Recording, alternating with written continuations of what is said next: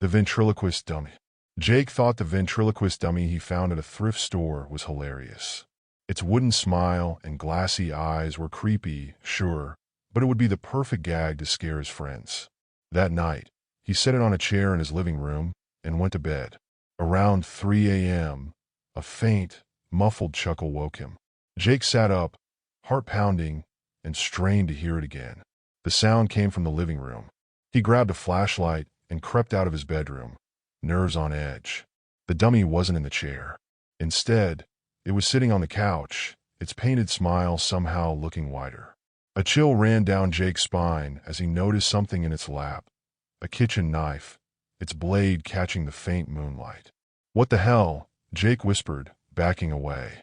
His flashlight flickered, and when the light returned, the dummy's head was tilted, its glassy eyes locking onto his. Then, in a low, rasping voice, it whispered, "I like this place." Jake didn't stick around. Grabbing the dummy, he drove to the nearest dumpster and hurled it inside.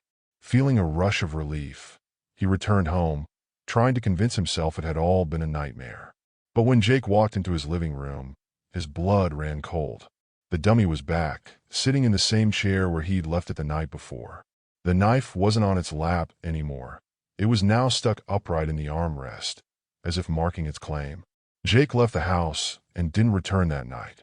When he came back with the police the next day, the dummy was gone.